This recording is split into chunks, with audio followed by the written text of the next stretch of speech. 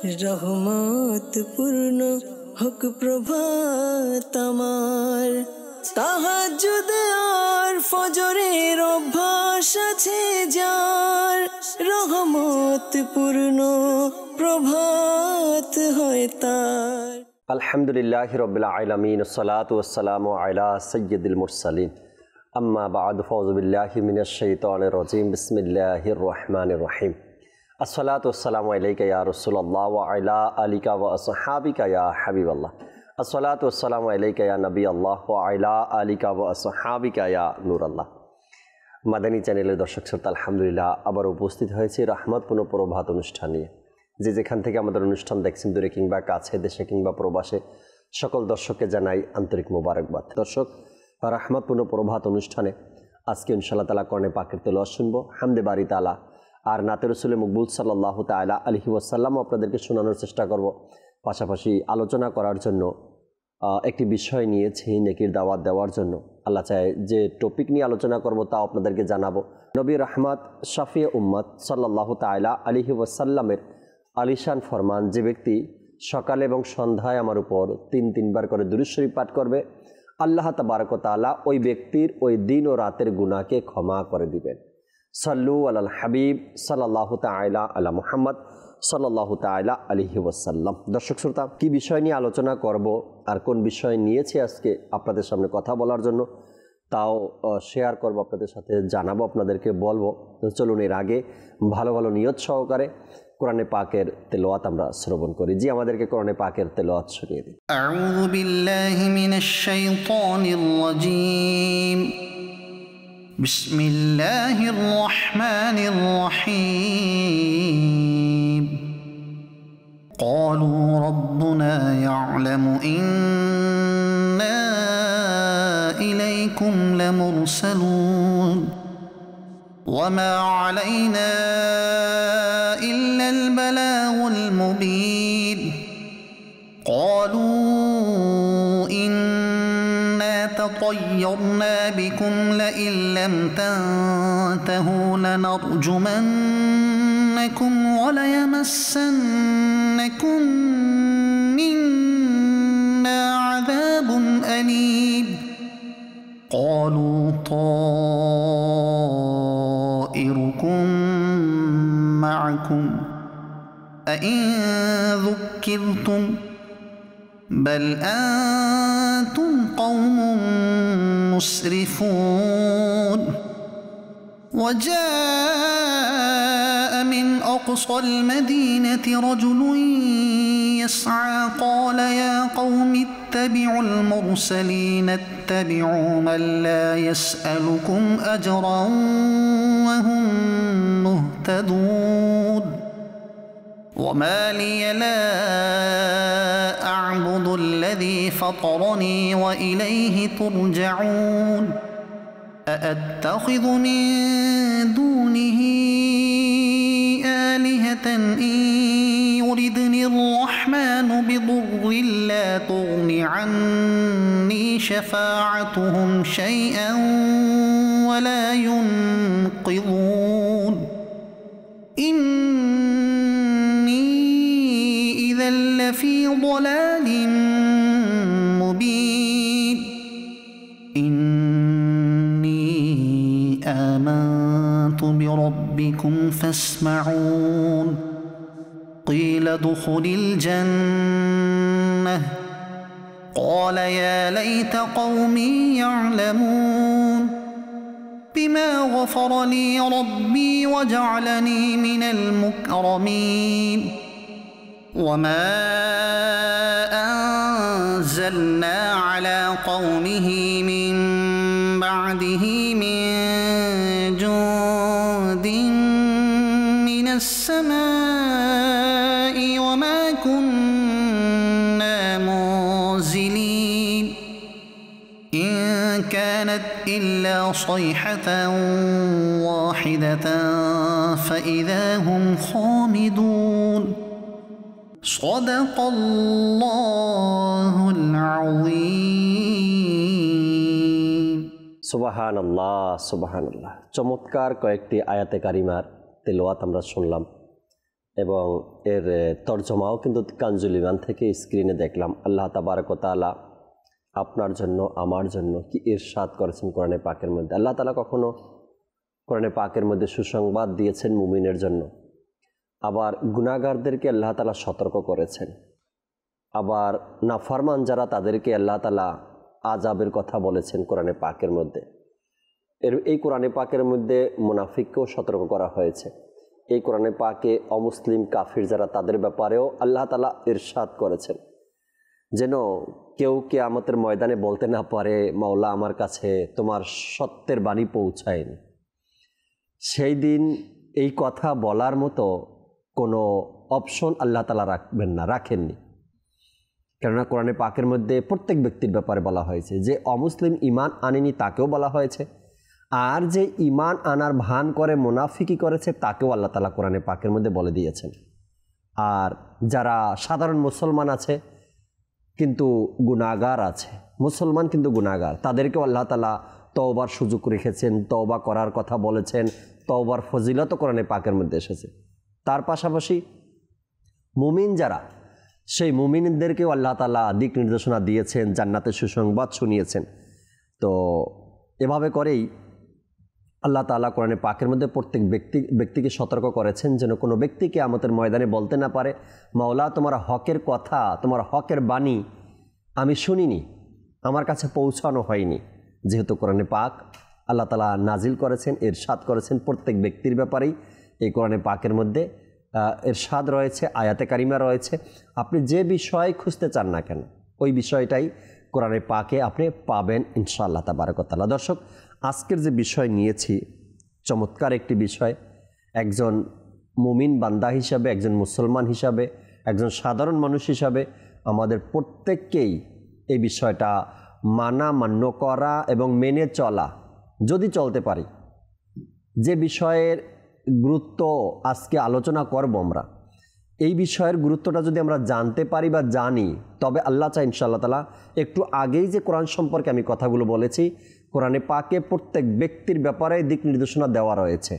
সে যেই হোক না কেন, ইমানদার হোক বা না হোক, মুসলমান হোক বা অমুসলিম হোক, প্রত্যেকের ব্যাপারে বলা হয়েছে তুমি যদি ঈমান না আনো তোমার জন্য এই শাস্তি। আর তুমি ঈমান আনার পরেও যদি তুমি মুসলমান দাবি করার পরেও তোমার ভিতরে মুনাফিকাত থাকে, তবে তোমার জন্য এই শাস্তি। আর যদি আজকের এই বিষয়ে কোনো ব্যক্তি মনোযোগ সহকারে শুনে বা সে আমল করতে পারে, তবে তার জন্য কোরআনের যে সুসংবাদ রয়েছে জান্নাতের, এই সুসংবাদগুলো তবে তার জন্যই। নবী করিম সাল্লাল্লাহু তাআলা আলাইহি ওয়াসাল্লামের জীবনের প্রত্যেকটা কাজ অনুকরণ করা উম্মতের জন্য অপরিহার্য। আর সেই প্রত্যেকটা কাজকে দিন ইসলামের ভাষায়, ধর্মের দিক থেকে যদি আমরা দেখি, তো সেটাকে বলি সুন্নাতে রসুল। আমার নবী কিভাবে বসতেন, আমার নবী কিভাবে ঘুমাতেন, আমার নবী কিভাবে জাগ্রত হতেন, কিভাবে অজু করতেন, কিভাবে রাস্তায় চলতেন, কিভাবে কথা বলতেন, কিভাবে লেনদেন করতেন, কিভাবে পারিবারিক জীবনটাকে অতিবাহিত করেছেন, কিভাবে প্রতিবেশীর হক রক্ষা করেছেন, কিভাবে বড়দের সাথে কথা বলেছেন, কিভাবে ছোটদের সাথে কথা বলেছেন, কিভাবে শিশুদের সাথে কথা বলেছেন। অর্থাৎ আমার নবীর প্রত্যেকটা কাজ উম্মতের জন্য অনুকরণীয়। আর এটাকে বলে সুন্নাতে রসুল সাল্লাল্লাহু আলাইহি সাল্লাম। আজকের বিষয় নিয়েছি সুন্নাতে রসুল সাল্লাল্লাহু আলাইহি সাল্লামের গুরুত্ব। একজন ব্যক্তি জীবনে আমার রসুলের সুন্নাত কতটা গুরুত্ব, এটা নিয়ে আলোচনা করব। যদি আমরা এই টপিকটাকেই আঁকড়ে ধরতে পারি যে সুন্নাতে রসুলের আমার জীবনে কতটা গুরুত্ব রয়েছে, আশা করা যায় ব্যক্তি জীবনটা উজ্জ্বল হয়ে যাবে, পারিবারিক জীবনটা সুন্দর হয়ে যাবে, আর রাষ্ট্রীয় ভাবমূর্তিটা পৃথিবীর কাছে অনেকটাই মানসম্মত হবে, আশা রাখা যায় ইনশাআল্লাহ তাবারক ওয়া তাআলা। সুন্নাতে রসুলের গুরুত্ব নিয়ে আলোচনা করার জন্য স্টুডিওতে আজকে ইনশাআল্লাহ তাআলা আমাদের সাথে কামরুজ্জামান মাদানী ভাইও আছেন। আলোচনায় যাওয়ার পূর্বে চাচ্ছি একটি হামদে বারি তাআলা শুনতে আজকের অনুষ্ঠানে, এরপরই না হয় আলোচনা শুনবো মোবাইল থেকে। যে আমাদেরকে একটি হামদে বারি তাআলা শুনিয়ে দিন অনুষ্ঠানে।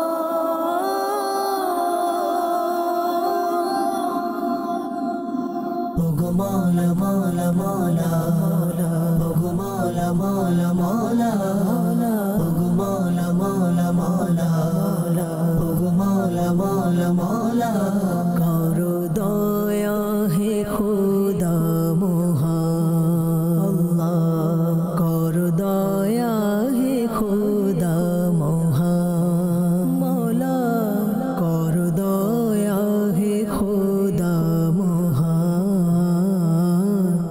করো দয়া হে খোদা মহান তুলেছি দু হাতে সুমহান তুলেছি দু হাতে সুমহান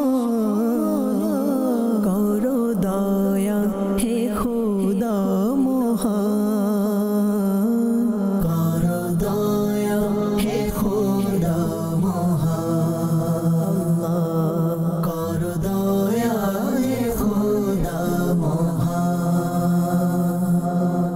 ওগো মাওলা মাওলা মাওলা ওগো মাওলা মাওলা মাওলা ওগো মাওলা মাওলা মাওলা ওগো মাওলা মাওলা মাওলা এই জমিনার এই আসমান তোমার অধীনে খোদা মহান এই জমিনার এই আসমান মাওলা তোমার অধীনে খোদা মহান সবার প্রতি তুমি মেহেরবান যাব কোথায় বলো রহমান তুমি শোনো আমার রহমান রেখো লাজ হাসরে দয়াবান করো দয়া হে খোদা মহান করো দয়া হে খোদা মহান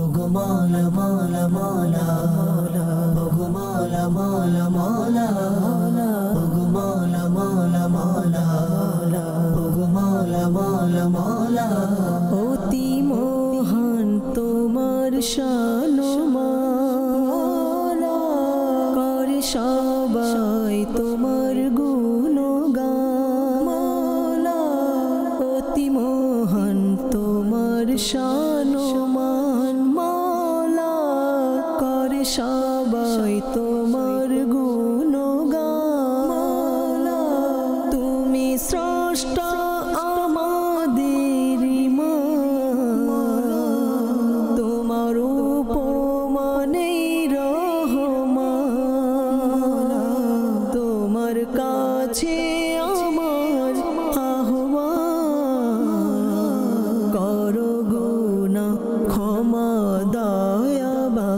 দয়াবান করো দয়া হে খোদা মহান করো দয়া হে খোদা মহান ওগো মাওলা মাওলা মাওলা ওগো মাওলা মাওলা মাওলা ওগো মাওলা মাওলা মাওলা ওগো মাওলা মাওলা মাওলা আমরা গরিব দুঃখী মুসলমান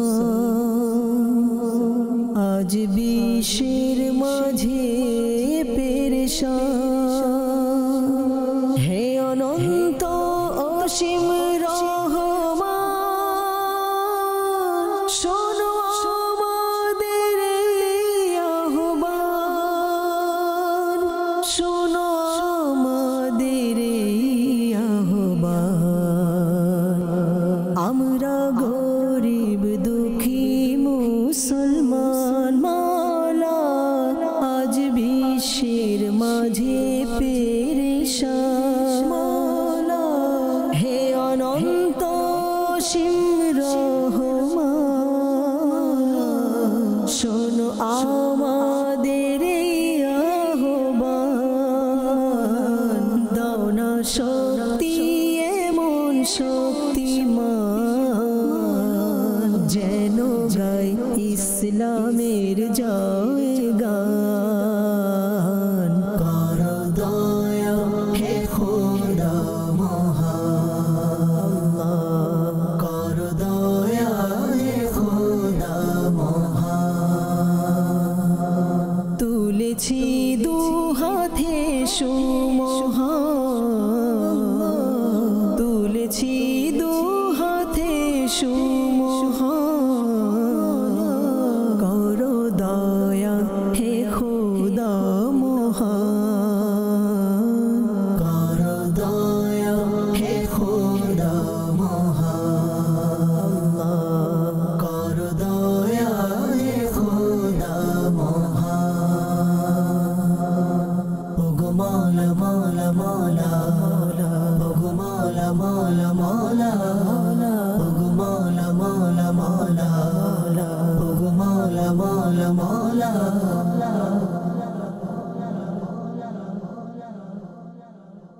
সুবহানাল্লাহ সুবহানাল্লাহ। রাশেদ মাদানী ভাইয়ের চমৎকার এক কালাম আমরা শুনলাম এতক্ষণ পর্যন্ত মাদানী চ্যানেলে। আল্লাহ তাআলা কবুল করে নিক। নাত প্রোডাকশন যে ইউটিউব চ্যানেল আছে, এখানেও অসংখ্য কালামগুলো পাবলিশ করা আছে, আপনারা চাইলে সেখান থেকেও দেখতে পারবেন এবং অতি সহজেই কালামগুলো আপনারা খুঁজে পাবেন। ইউটিউব চ্যানেল আছে নাত প্রোডাকশন, সেখান থেকেই পেয়ে যাবেন। দর্শক, আলোচনার জন্য যে বিষয় নিয়েছি আজকে সুন্নাতে রাসূল সাল্লাল্লাহু আলাইহি সাল্লামের গুরুত্ব, কামরুজ্জামান ভাই আছেন সাথে, তার থেকে আলোচনা শুরু করি, এরপরে ফজলে রাব্বি ভাইয়ের কাছে আসবো, এরপরে নাতে রাসূলও শুনবো, আপনাদের কলগুলো নেওয়ার চেষ্টা করব। কামরুজ্জামান ভাই কেমন আছেন আপনি? আলহামদুলিল্লাহ মাশাআল্লাহ, আলহামদুলিল্লাহ রাব্বিল আলামিন। যদি কিছু আলোচনা শোনাতেন সুন্নাতে রাসূলের গুরুত্ব সম্পর্কে। আলহামদুলিল্লাহ রাব্বিল আলামিন, সলাতু ওয়াসসালামু আলা সাইয়্যিদিল মুরসালিন। যদি আমরা কোরআন সুন্নাহ, আচ্ছা কোরআন হচ্ছে আল্লাহ পাকের বাণী, আর সুন্নাহ কি? সুন্নাহ হচ্ছে রাসূলের জীবনী বা রাসূলের আদর্শ, রাসূলের নিয়ম কানুন, রাসূলের আমল, এগুলো হচ্ছে সুন্নাহর মধ্যে অন্তর্ভুক্ত। একজন মুমিনের জন্য করণীয় হচ্ছে, মুমিন তো সেই হতে পারে যে যার মধ্যে সুন্নত বিদ্যমান থাকে। সুন্নাহ ছাড়া কেউ মুমিন হতে পারবে না। আর মুমিনরাই জান্নাতে যাবে, ইমানদাররা জান্নাতে যাবে। তো ইমানদারের নিদর্শন, মুমিনের নিদর্শন হচ্ছে তার মধ্যে সুন্নত থাকবে, সুন্নাহ থাকবে, রাসূলের আদর্শ থাকবে।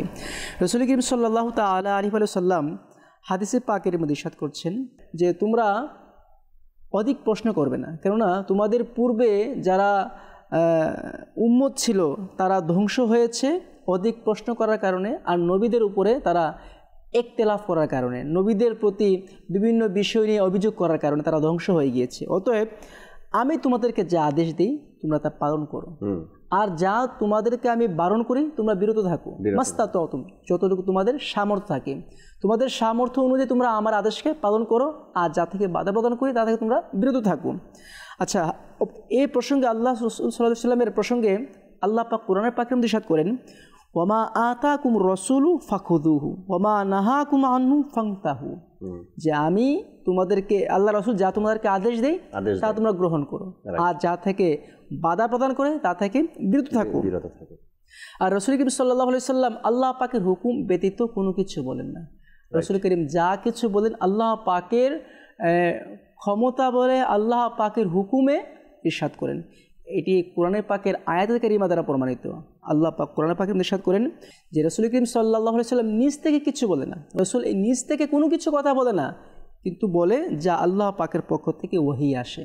আল্লাহ পাকের ওহী শুনে মান্য করে আল্লাহ রাসূল সাহাবীদেরকে ইরশাদ করেন, অতএব তোমরা মা আতাকুম রাসূলু ফাখুযুহু, রাসূল যা নিয়ে এসেছেন তা তোমরা পালন করো, হাবিবকে অনুসরণ করবে। তো হাবিবের অনুসরণের মধ্যেই তোমাদের মুক্তি রয়েছে, কল্যাণ রয়েছে। সুবহানাল্লাহ। আর রাসূলের আদর্শকে নিজের মাঝে ধারণ করার ব্যাপারে আল্লাহ পাক ইরশাদ করেন, লাকাদ কানা লাকুম ফি রাসূলিল্লাহি উসওয়াতুন হাসানা, তোমাদের জন্য রাসূলের আদর্শ হচ্ছে উত্তম। রাসূলের জীবনে তোমাদের জন্য উত্তম আদর্শ, আইডিয়াল। তোমরা যাও কাকে ফলো করতে চাও, আল্লাহ রাসূলকে ফলো করো। আল্লাহ রাসূলকে ফলো করা তোমাদের জন্য অপরিহার্য, আর আল্লাহ রাসূলকে ফলো করার মাধ্যমে তোমরা নাজাত পাবে।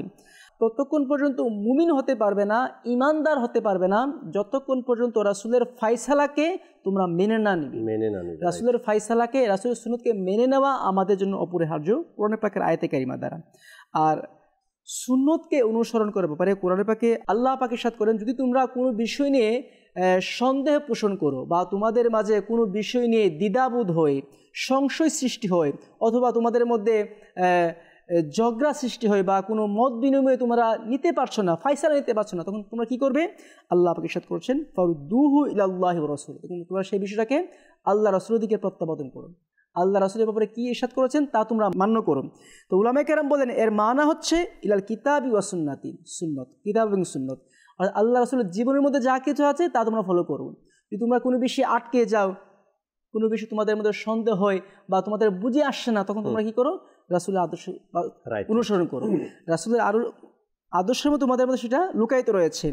অপর আয়াতে কারিমের মধ্যে আল্লাহ পাক ইরশাদ করেন মাই ইউতির রাসূলা ফাকাদ আতা আল্লাহ, যে রাসূলকে অনুসরণ করে সে মূলত আল্লাহকে অনুসরণ করে। সুবহানাল্লাহ।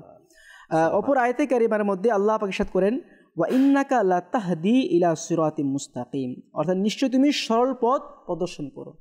অর্থাৎ একাধিক আয়াতে কারিমার মধ্যে যা কিছু আল্লাহ সুবহানাহু ওয়া তাআলা বর্ণনা করেছেন, এর একটি মাধ্যম এখানে হচ্ছে, একটি মূল বিষয় হচ্ছে আল্লাহ রাসূলের জীবনীকে, আল্লাহ রাসূলের আদর্শকে নিজে ধারণ করা।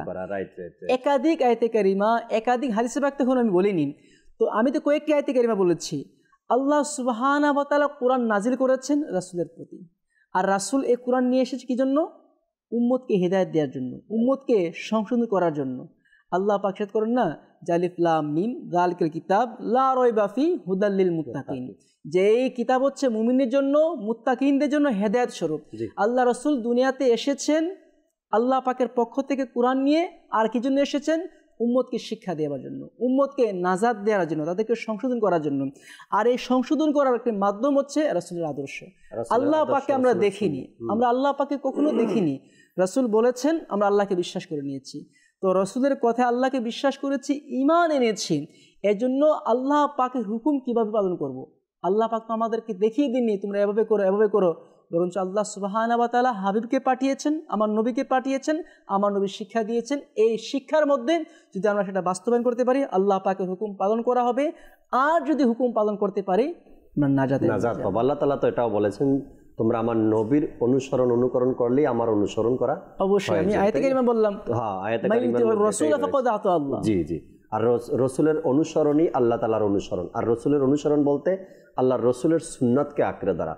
আর এর গুরুত্ব অপরিসীম রয়েছে, যে আয়াতে কারিমা থেকে আমরা শুনতে পেলাম কামরুজ্জামান ভাই থেকে। কিন্তু প্রত্যেকটা ক্ষেত্রে আল্লাহ রসুল সাল্লাল্লাহু তাআলা আলাইহি ওয়াসাল্লামের সুন্নতে মোবারাকার যে গুরুত্ব রয়েছে, তাও আপনি অস্বীকার করতে পারবেন না, এবং এটাকে মাইনাসও করতে পারবেন নিজের জীবন থেকে। ফজলুর রাব্বি ভাই আমাদের সাথে আছেন, কিছু আলোচনা শুনি, এরপরে আল্লাহ চায় নাতে রসুল মকবুল সাল্লাল্লাহু আলাইহি সাল্লামও শুনবো অনুষ্ঠানে ইনশাআল্লাহ তাআলা। আজি ফজলুর রাব্বি ভাই, সুন্নাতে রসুল সাল্লাল্লাহু আলাইহি সাল্লামের গুরুত্ব নিয়ে যদি কিছু শোনাতেন। জি, বিসমিল্লাহির রহমানির রহিম। মাশাআল্লাহ, কামরুজ্জামান ভাই কোরআনে পাকের আয়াত থেকে বোঝানোর চেষ্টা করেছেন যে সুন্নাতের গুরুত্ব কি রয়েছে। নবী করিম সাল্লাল্লাহু আলাইহি ওয়া আলিহি ওয়াসাল্লামের আনুগত্য, যেটা হচ্ছে ঈমানের মূল এবং ঈমানের আসল। যদি কারো ভিতরে এটা না থাকে, আনুগত্যই না থাকে, তাহলে সে নিজেকে মুমিন কিভাবে বলছে? কিভাবে মুমিন হওয়ার জন্য তো প্রিয় নবীকে ফলো করতে হবে। জি, বলা হয়েছে নবী করিম সাল্লাল্লাহু আলাইহি সাল্লাম যে হুকুম দিবেন সেটা মানতে হবে, আর যা থেকে নিষেধ করে দিবেন সেটা থেকে বিরত থাকতে হবে। কোরআনে পাকের আয়াত থেকে এটাও জানা যায় নবী করিম সাল্লাল্লাহু আলাইহি সাল্লামের মর্যাদা কতটুকু রয়েছে আল্লাহর পাকের দরবারে, এবং নবী করিম সাল্লাল্লাহু আলাইহি সাল্লামের বাণীর মর্যাদা কতটুকু রয়েছে, যে নবী করিম সাল্লাল্লাহু আলাইহি সাল্লাম যা বলবেন ওটাকে মানতে হবে, আল্লাহ তাআলা বলে দিয়েছেন। আর দিন এটা হচ্ছে প্রিয় নবী সাল্লাল্লাহু আলাইহি সাল্লামের তরিকার নাম দিন। জি, প্রিয় নবী সাল্লাল্লাহু আলাইহি সাল্লামের তরিকা, প্রিয় নবী সাল্লাল্লাহু আলাইহি সাল্লামের সুন্নাতের নামই হচ্ছে দ্বীনে ইসলাম। যে এই তরিকা থেকে সরে গেল সে মূলত খোদার রাস্তা থেকে সরে গেল। আর যে এই রাস্তার মধ্যে এই তরিকার মধ্যে রইল, সেই খোদার রাস্তার মধ্যে রইল, অর্থাৎ সিরাতে মুস্তাকিম। বোঝা গেল নবী করিম সাল্লাল্লাহু আলাইহি ওয়াসাল্লামের সুন্নতি হচ্ছে সিরাতে মুস্তাকিম। এবং এক হাদিসে এটাও নবী করিম সাল্লাল্লাহু আলাইহি ওয়াসাল্লাম ইরশাদ করেছেন যে আমার উম্মতের মধ্যেও 73টি, জি, তো সবাই জাহান্নামে যাবে, শুধু একটা যে দল থাকবে সে জান্নাতে থাকবে, সে জান্নাতে যাবে। ওই দলটা হবে তারাই যারা আমার রাস্তার মধ্যে থাকবে এবং আমার সাহাবায়ে কেরামের রাস্তার মধ্যে থাকবে। অর্থাৎ আমি যে রাস্তার উপরে আছি সেই রাস্তার মধ্যে যারা থাকবে এবং আমার সাহাবায়ে কেরামের রাস্তার মধ্যে যারা থাকবে তারাই জান্নাতে যাবে। নবী করিম সাল্লাল্লাহু আলাইহি ওয়াসাল্লাম অসংখ্য জায়গায় নিজেও নিজের সুন্নাতের ব্যাপারে তারগিব দিয়ে উৎসাহ দিয়ে ইরশাদ করেছেন যে মান আহাব্বা সুন্নতি ফাকাদ আহাব্বানি, যে আমার সুন্নাতকে ভালোবাসলো সে আমাকে ভালোবাসলো। ওমান আহাব্বানি কানা মাইয়া ফিল জান্নাহ, আর যে আমাকে ভালোবাসলো সে আমার সাথে জান্নাতে থাকবে। আরেক জায়গায় বলেন যে আমার সুন্নাত থেকে মুখ ফিরিয়ে নিল তো সে আমার অন্তর্ভুক্ত না, সে আমার দলভুক্ত নয় না। তারপর নবী করিম সাল্লাল্লাহু আলাইহি ওয়াসাল্লাম আরেক হাদিসে ইরশাদ করেছেন যে আমার সকল উম্মত জান্নাতে প্রবেশ করবে, শুধু মাত্র তাদের ব্যতীত যারা অস্বীকার করেছে তারা জান্নাতে প্রবেশ করবে না। তো সাহাবায়ে কেরামগণ আরজ করলেন, ইয়া রাসূলুল্লাহ, অস্বীকার কে করে? তো নবী করিম সাল্লাল্লাহু আলাইহি ওয়াসাল্লাম ইরশাদ করলেন যে আমার আনুগত্য করলো সে জান্নাতে যাবে, আর যে আমার আনুগত্য করলো না সে মূলত অস্বীকার করলো, আর সেই জাহান্নামে যাবে। তো এখানেও অর্থাৎ দিন তো নামই হচ্ছে নবী করিম সাল্লাল্লাহু আলাইহি ওয়াসাল্লামের তরিকা, সেটা ফরজেও হতে পারে, সেটা ওয়াজিবে হতে পারে, সেটা সুন্নাতের মধ্যেও হতে পারে। আচ্ছা, নবী করিম সাল্লাল্লাহু আলাইহি ওয়াসাল্লামের যে সুন্নাত, এটা হচ্ছে দ্বীনের ভিত্তি। জি, কি ঘটনা যে নবী করিম সাল্লাল্লাহু আলাইহি ওয়াসাল্লাম, দেখেন আমরা অনেক সময় বা মানুষ অনেক সময় এটা বলে এটা তো সুন্নাত, আমল না করলেও তো সমস্যা নেই, ফরজ তো না, ওয়াজিব তো না, নরমাল নেয় বিষয়, নরমাল নেয়, আর এটা বলে বলে মানুষ সুন্নাতকে ছেড়ে দেয়।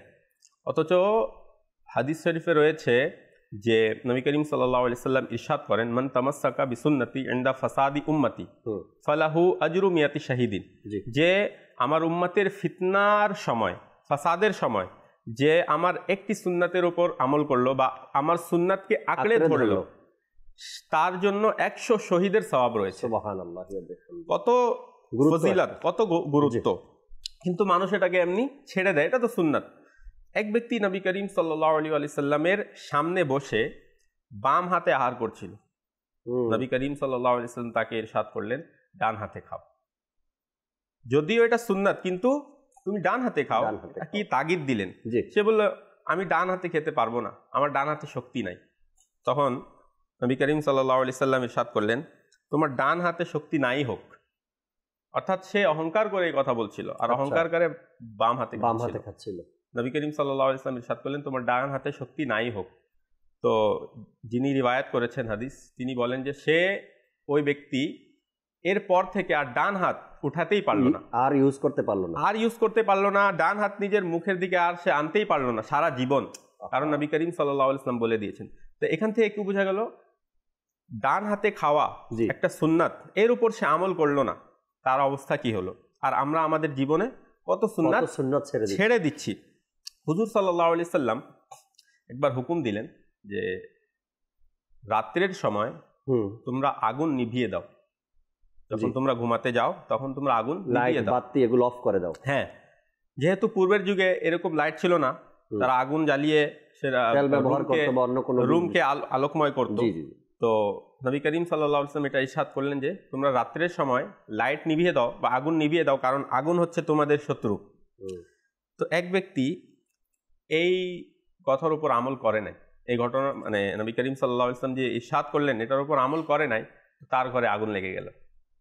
তখন নবী করিম সাল্লাল্লাহু আলাইহি ওয়াসাল্লাম আবার বললেন যে আমি এই জন্য বলেছিলাম যে রাত্রে আসতে পারে, হ্যাঁ রাত্রের সময় তোমরা কি করো, লাইট অফ করে দাও, হ্যাঁ লাইট অফ করে দাও, আগুন নিভিয়ে দাও। তো এখান থেকে বোঝা গেল যে সুন্নাতের উপর আমল করলে লাভ কত, যে দুনিয়াতেও তো লাভ, যে আপনার ঘরে যদি আগুন থেকে আপনার ঘর বেঁচে গেল, দুনিয়াতে লাভ আছে না, এটা পার্থিব লাভ, আর আখিরাতে তো আছেই। আরেকটি ঘটনা, ডান হাতে খাওয়া তো সুন্নাত, জি, আবার খাবারের পূর্বে উভয় হাত ধুয়ে নেয়া এটাও সুন্নাত। এবং নবী করিম সাল্লাল্লাহু আলাইহি ওয়াসাল্লাম ইরশাদ করেন যে খাবার আগে ও পরে ওযু করা অভাবকে দূর করে দেয়, আর এটা নবী রাসূলদের সুন্নাতের অন্তর্ভুক্ত। অর্থাৎ সকল নবী রাসূলগণ এই সুন্নাতের উপর এর উপর আমল করেছেন। খাবারের আগে ওযু করেছেন, খাবারের ওযু মানে দুই হাত কবজি পর্যন্ত ধোয়া, জি, ঠোঁটের উপরি ভাগ পরিষ্কার করা, কুলি করা এবং ঠোঁটের উপরি ভাগ পরিষ্কার করা, এটা নবী রাসূলদের সুন্নাত মোবারক। আরেকটি হাদিসে রয়েছে যে খাবারের আগে ও পরে ওযু করা এটা রিজিকে প্রশস্ততা আনে এবং শয়তানকে দূর করে দেয়। তো দেখেন, এক তো আপনার সওয়াব হবে, আপনার রিজিকে সুন্নাতের নিয়তে যদি আমরা আমল করি, রিজিকে প্রশস্ততা আসবে, শয়তান দূর হবে। দ্বিতীয় পার্থিব উপকার কি হবে, যে আপনি রোগ ব্যাধি থেকে জি জি নিরাপদ বাঁচতে পারবে, থাকবে। নিরাপদ থাকা যাবে। একটা ঘটনা ফেজানে সুন্নাতে আমির আল সুন্নাত লিখেছেন যে একজন ড্রাইভার ছিল, সে একটা হোটেলের সামনে নিজের গাড়ি থামালো এবং গিয়ে হোটেলে খাবার খেলো। কিছুক্ষণ পরই সে মারা গেল ওখানেই। তো লোকেরা বলল যে, বা ওই হোটেলের মানুষ বললো যে এখানে তো সবাই খাবার খাচ্ছে কিন্তু কারো তো কিছু হয়নি, তো তার এমন হলো কেন? যখন তদন্ত শুরু হলো তখন জানা গেল যে এই ব্যক্তি ট্রাক থেকে নেমে আগে নিজের টায়ার চেক করেছিল হাওয়া আছে কিনা। হ্যাঁ, আর ওই টায়ারের মধ্যে একটা সাপ মানে মৃত অবস্থায় পিষে গিয়েছিল। তো ওই সাপের বিষটা তার হাতে লেগে গিয়েছিল। এটা প্রত্যেকটা ড্রাইভারের অভ্যাস, গাড়ি থেকে নামার পরেই নিজে গিয়ে নিজের চাকাগুলোকে আগে চেক করে, ঠিক আছে কিনা, বাকি রাস্তা যেতে পারবো কিনা। সে যদি খাবারের আগে এই অজুটা করতো, খাবারের অজুটা সুন্নাতটা আদায় করতো, তাহলে তার জীবনটা বেঁচে যেত না। তো সে খাবারের আগে হাত ধুলো না, হাত ধুতো করেনি, আর এভাবেই সে খাবার খেয়ে নিল আর সে মারা গেল আক্রমণে। তো নবী করিম সাল্লাল্লাহু আলাইহি সাল্লামের সুন্নাতের মধ্যে আপনার পার্থিব উপকারও রয়েছে আর আখিরাতের উপকার রয়েছে। ইমাম দাহাক রাহমাতুল্লাহ তাআলা অনেক সুন্দর কথা বলেন, যারা আমরা সুন্নাতের উপর আমল করি না তাদের জন্য অনেক শিক্ষা রয়েছে। ইমাম দাহাক রাহমাতুল্লাহ তাআলা এর এই ফরমানের মধ্যে তিনি বলেন যে দুনিয়াতে সুন্নাতের দৃষ্টান্ত বা সুন্নাতের উদাহরণ হচ্ছে তেমনি যেমন আখিরাতে জান্নাতের। অর্থাৎ আখিরাতে যেমন জান্নাত তেমন দুনিয়াতে সুন্নাত।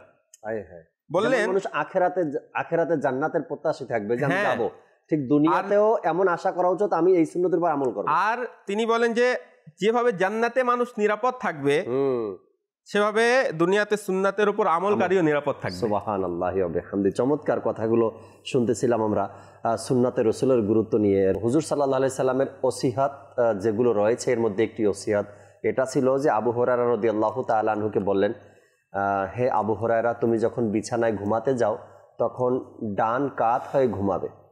তো এর বিস্তারিত আলোচনা এসেছে হাদিসে পাকের মধ্যে, কেন কি জন্য। তখন হুজুর সাল্লাল্লাহু আলাইহি সাল্লাম ইরশাদ করলেন যে যখন তুমি ডান কাত হয়ে ঘুমাবে তখন কিবলামুখী হয়ে যাবে, আর যদি কোনো ব্যক্তি এই অবস্থাতে মারা যায় ঘুমের মধ্যেই, সে মারা যাওয়ার সময় ডান কাতে শুইল, সুন্নতের উপর আমল করে, এরপরে কিবলামুখী হয়ে মারা গেল, এর জন্য ফজিলতের কথাও আবার ইরশাদ করেছেন। তো সুন্নতে রাসূলের গুরুত্ব দুনিয়াতেও আছে, আখিরাতেও আছে, এবং শারীরিকভাবেও এর অনেক কল্যাণ রয়েছে যদি কোনো ব্যক্তি সুন্নতের উপর আমল করে। তারা অসংখ্য বিষয়গুলো কিবলা শাইখে তরিকাত আমির আহলে সুন্নাত নামাজের হাকামের মধ্যে তুলে ধরেছেন, আবার ফয়জানের সুন্নতের মধ্যেও তুলে ধরেছেন। আমরা যদি অধ্যয়ন করি তো বুঝতে পারবো সুন্নতে রাসূলের কত গুরুত্ব রয়েছে। একটি কালাম আমরা নিব এখন অনুষ্ঠানে, শুনবো ইনশাআল্লাহ তাআলা। এরপরে আল্লাহ চায় দর্শকের কিছু কলও নেওয়ার চেষ্টা করব। জি, আমাদেরকে একটি নাতে রাসূল মকবুল সাল্লাল্লাহু আলাইহি সাল্লাম শুনিয়ে দিন। এসেছেন নবী বলো, নূরের নবী বলো, নবীদের নবী বলো, আখিরি নবী বলো, আখিরি নবী। মারহাবা মারহাবা মারহাবা হে মোর প্রিয় নবী, তোমার আগমনে গোলাম আমি খুশি। মারহাবা মারহাবা হে মোর প্রিয় নবী, তোমার আগমনে গোলাম আমি খুশি। নবীর আগমন মারহাবা, রাসূলের আগমন মারহাবা, নূরের আগমন মারহাবা, তাহার আগমন মারহাবা, মক্কির আগমন মারহাবা, মদনীর আগমন মারহাবা, আরবীর আগমন মারহাবা মারহাবা মারহাবা মারহাবা মারহাবা হে মোর প্রিয় নবী, তোমার আগমনে গোলাম আমি খুশি। মারহাবা মারহাবা হে মোর প্রিয় নবী, তোমার আগমনে গোলাম আমি খুশি। মিলাদুন নবী উদযাপন করব মোরা, মিলাদুন নবীর জুলুসে যাব মোরা, মিলাদুন নবী উদযাপন করব মোরা, মিলাদুন নবীর জুলুসে যাব মোরা, মিলাদুন নবীর জুলুসে যাব মোরা। মারহাবা মারহাবা হে মোর প্রিয় নবী, তোমার আগমনে গোলাম আমি খুশি। মারহাবা মারহাবা হে মোর প্রিয় নবী, তোমার আগমনে গোলাম আমি খুশি। পতাকা দিয়ে ঘরকে সজ্জিত করে দুষ্ট শয়তানকে নারাজ করব মোরা, পতাকা দিয়ে শয়তানকে নারাজ করব মোরা, দুষ্ট শয়তানকে নারাজ করব মোরা। মারহাবা মারহাবা হে মোর প্রিয় নবী, তোমার আগমনে গোলাম আমি খুশি। মারহাবা মারহাবা হে মোর প্রিয় নবী, তোমার আগমনে গোলাম আমি খুশি। মারহাবার ধ্বনি উন্নীত করে মুখে মিলাদুন নবীর জুলুসে যাব মোরা। মারহাবার ধ্বনি উন্নীত করে মুখে মিলাদুন নবীর জুলুসে যাব মোরা। মিলাদুন নবীর জুলুসে যাব মোরা। নবীর আগমন মারহাবা, রাসূলের আগমন মারহাবা, নূরের আগমন মারহাবা, তাহার আগমন মারহাবা, মক্কির আগমন মারহাবা, মদনীর আগমন মারহাবা, আরবীর আগমন মারহাবা মারহাবা মারহাবা। মারহাবা মারহাবা হে মোর প্রিয় নবী, তোমার আগমনে গোলাম আমি খুশি। মারহাবা মারহাবা হে মোর প্রিয় নবী, তোমার আগমনে গোলাম আমি খুশি। হিংসুকেরা পুরে ছাই হয়ে যাক তবু প্রতি বছর মিলাদ পালন করব মোরা, পালন করব মোরা। হিংসুকেরা পুরে ছাই হয়ে যাক তবু প্রতি বছর মিলাদ পালন করব মোরা। হিংসুকেরা পুরে ছাই হয়ে যাক তবু প্রতি বছর মিলাদ পালন করব মোরা। প্রতি বছর মিলাদ পালন করব মোরা। মারহাবা মারহাবা হে মোর প্রিয় নবী, তোমার আগমনে গোলাম আমি খুশি। মারহাবা মারহাবা হে মোর প্রিয় নবী, তোমার আগমনে গোলাম আমি খুশি। প্রিয় নবীর আগমনে প্রতি বছর ঘরকে আলোকিত সবাই করব মোরা। প্রিয় নবীর আগমনে প্রতি বছর ঘরকে আলোকিত সবাই করব মোরা। ঘরকে আলোকিত সবাই করব মোরা। মারহাবা মারহাবা হে মোর প্রিয় নবী, তোমার আগমনে গোলাম আমি খুশি। মারহাবা মারহাবা হে মোর প্রিয় নবী, তোমার আগমনে গোলাম আমি খুশি। আজ যেভাবে নবীর গুণগানে করে তার গুণগান হাসরেও করব মোরা। আজ যেভাবে নবীর গুণগানে করে তার গুণগান হাসরেও করব মোরা। তার গুণগান হাসরেও করব মোরা। নবীর আগমন মারহাবা, রাসূলের আগমন মারহাবা, নূরের আগমন মারহাবা, তাহার আগমন মারহাবা, মক্কির আগমন মারহাবা, মদনীর আগমন মারহাবা, আরবীর আগমন মারহাবা মারহাবা মারহাবা। মারহাবা মারহাবা হে মোর প্রিয় নবী, তোমার আগমনে গোলাম আমি খুশি। মারহাবা মারহাবা হে মোর প্রিয় নবী, তোমার আগমনে গোলাম আমি খুশি। মাশাআল্লাহ, চমৎকার এক মিলাদুন নবীর কালাম শুনতেছিলাম আমরা। ইব্রাহিম ভাই আউটডোরে রেকর্ডিং ছিল, আল্লাহ তাআলা বরকত দিক। দর্শকের কলগুলো একটু পরে শুনবো, আরও কিছু আলোচনা শুনতে চাচ্ছি কামরুজ্জামান ভাই থেকে। আজকের যে বিষয় নিয়েছি আমরা, সুন্নতে রসুল সাল্লাল্লাহু আলাইহি সাল্লামের গুরুত্ব। নবী করিম সাল্লাল্লাহু আলাইহি সাল্লাম সাহাবা একরামকে বারবার বিভিন্ন বিষয়ে ইরশাদ করতেন, এইভাবে নয় এইভাবে, এই সুন্নতের উপর এভাবে আমল করতে হবে, এই কাজটা এভাবে করতে হবে।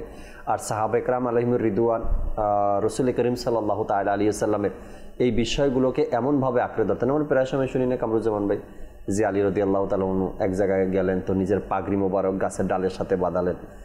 এরপরে আবার এক জায়গাতে আসছে যে এক সাহাবি হাঁটছেন আর নিজের পায়জামার আস্তিন এক পাথরের মধ্যে লাগালেন। তো এই ঘটনার পিছনে রহস্য এটাই ছিল যে রসুল সাল্লাল্লাহু আলাইহি সাল্লামের যে পরনে যেটা ছিল ওইটাকে পাথর চুমো দিয়েছে। তো সাহাবা একরাম সেই পথে যাওয়ার সময় নিজেরটাও এভাবে করে গেলেন যে সুন্নতের উপরে আমল হয়ে যায়। কারণ রসুলের সাথে এই ঘটনা ঘটেছে।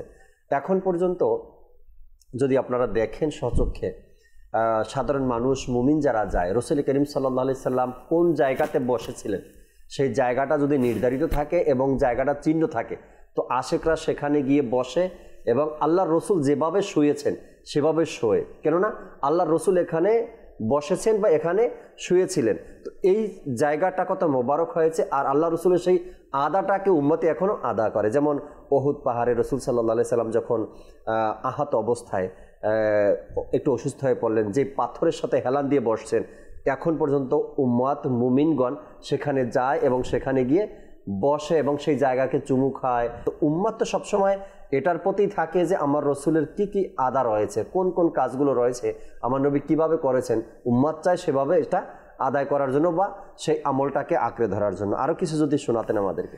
হাদিসে পাকের মধ্যে এসেছে আল্লাহ রাসূল ইরশাদ করেন যে আমি তোমাদের মাঝে দুটি জিনিস রেখে যাচ্ছি।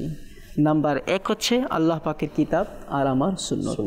এই সুন্নাতকে তোমরা আঁকড়ে ধরলে কখনো তোমরা পথভ্রষ্ট হবে না, গুমরাহ হবে না। আচ্ছা, সাহাবায়ে কেরাম আলাইহিম রিদওয়ান এমনিতে রাসূলকে ভালোবাসতেন, রাসূলকে মুহাব্বত করতেন, রাসূলকে ফলো করতেন।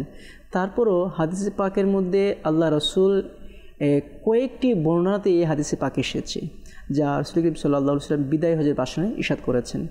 আল্লাহ রাসূল জানতেন যে আখিরি জামানার মধ্যে কিছু লোক আসবে বা কিছু উম্মত আসবে, তারা বিভ্রান্ত হয়ে যাবে, কোথায় কি করবে, কার কথা মান্য করবে, সমাজে বিভিন্ন ফিতনা সৃষ্টি হবে। এজন্য আল্লাহ রাসূল ইরশাদ করছেন যে তোমরা আমার সুন্নতকে আঁকড়ে ধরবে, তোমরা কখনো পথভ্রষ্ট হবে না। তো রাসূলের আদর্শকে যদি আমরা বাস্তবায়ন না করি, নিজের মাঝে লালন না করি, এমন হতে পারে যে আমরা পথভ্রষ্ট হয়ে যাবে।